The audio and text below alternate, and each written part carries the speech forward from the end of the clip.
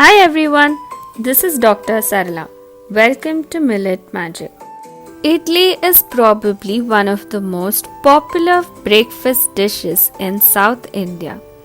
It's always been considered healthy because it's made by steaming a fermented batter. Today we are going to be showing you how to make idlis super healthy by making them using millets. Many of you had requested for this recipe and said that you're not able to make good idlis using millets.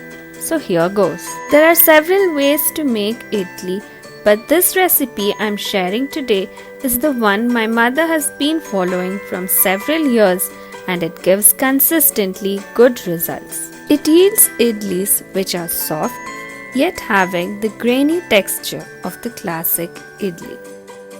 Here are the ingredients that you will need. 1 cup of urad dal which need to be washed and soaked well for a good 8 hours. You'll also need 3 cups of fine millet rava. I have found that the idlis are softest when made with barnyard millet.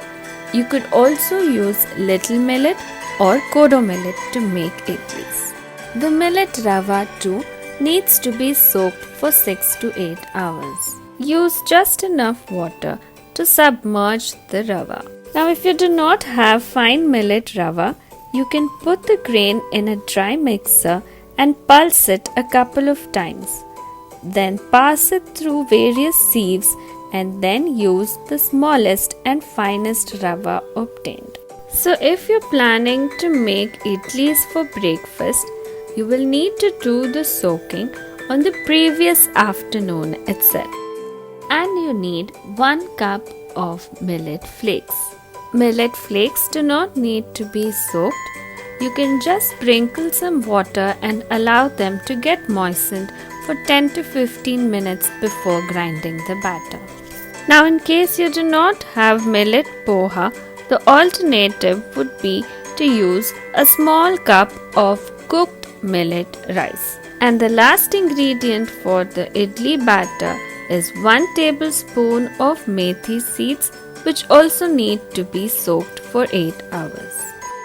After the soaking time, drain the water used to soak the urad dal and grind it into a smooth paste along with the soaked methi seeds. If needed, add in the water used for soaking the millet rava while grinding. But be careful to use as little water as possible since we don't want the batter to become too watery.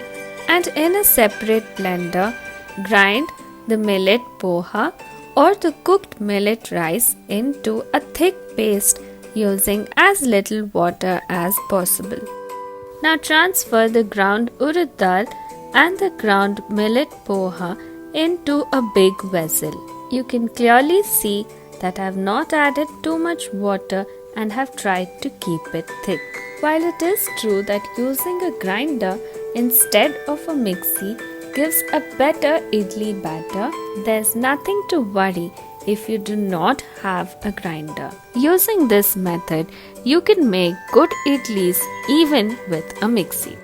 Using very little water, include the batter stuck to the mixer walls and add it into the vessel. The next step is to add in the soaked millet rava into the batter. Since we had used just enough water to submerge the millet rava while soaking, most of it would be absorbed and there wouldn't be too much water left. But in case there is, pour it out before adding in the millet rava into the batter. Add salt to taste and give everything a nice mix. And now we need to allow this idli batter to ferment well. The process of fermentation is dependent on the temperature. So it may take anywhere between 6 hours in peak summer to 10 to 12 hours in winter and also depends on your location. Ensure that the vessel is at least half empty to allow the batter to raise while fermenting. And now After fermentation, you will see that the batter has risen well. I have placed the vessel inside a big plate just in case the batter rises too much and spills out. Note that during the process of fermentation, the batter is going to become a little more watery and will not be as thick as you had left it. Generally, the idli batter is allowed to ferment overnight so that we can prepare the idlis for breakfast in the morning. Before going into the process of steaming the idlis, we'll also be sharing with you the recipe of the onion sambar, which is the classic combination with idli. Here are the ingredients you will need. 1 cup of the small sambar onions. These are the local variety which are traditionally used for making the sambar for idlis. They give it a special taste. But if you do not have these, you can use 2 medium-sized onions cut into thin long pieces. You can add in some soft vegetables into the sambar. Here I am using coyote squash, but you could use bottle gourd or you could even use sweet pumpkin. Whichever vegetable you are using, cut them into fine small pieces. And of course, aloo can go into anything. You'll also need 1 cup of finely chopped tomatoes, a few curry leaves, a bunch of fresh coriander, 1 cup of softly cooked tur dal, 2 tablespoons of homemade sambar powder, for which we'll be sharing the recipe soon on Millet Magic so that you can make your very own sambar powder at home. Half a cup of grated fresh coconut and 1 teaspoon of roasted dhania and jeera powder. Now bring some water to a boil in a big vessel.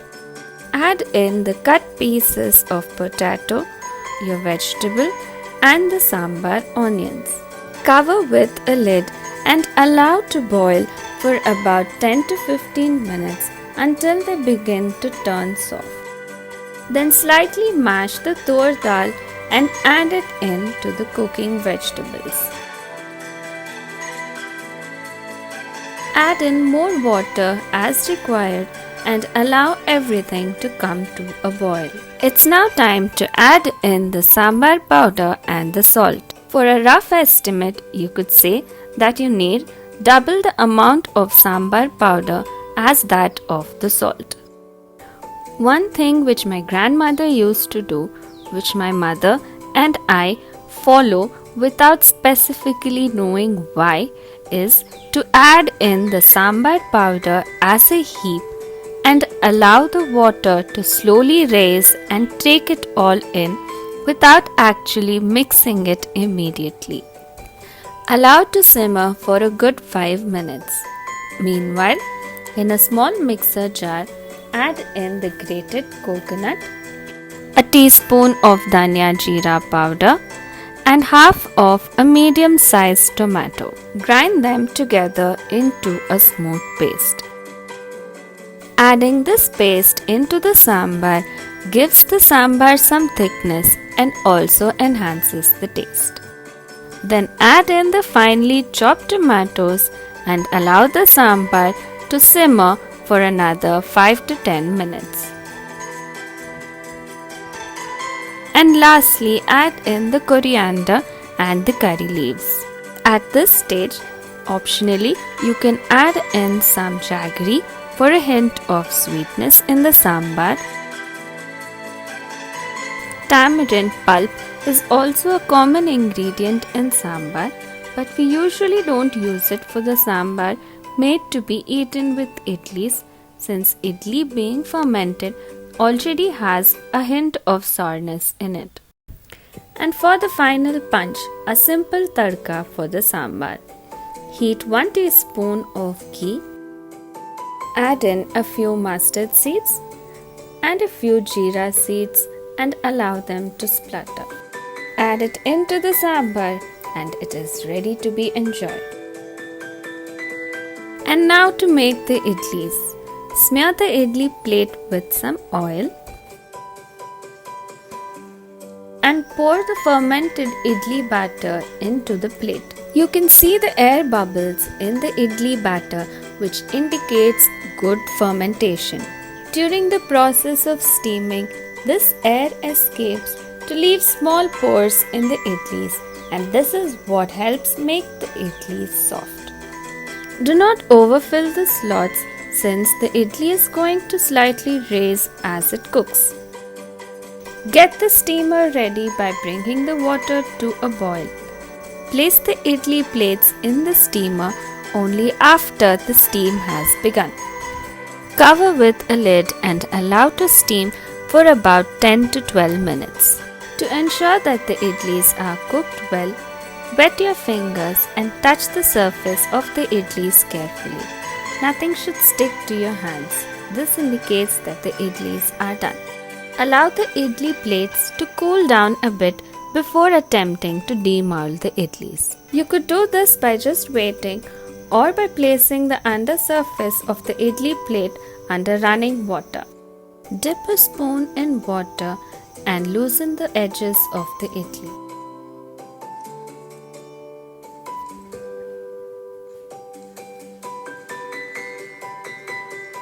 Demold them and transfer into a hot box or directly onto your plate to be served hot with coconut chutney and sambar.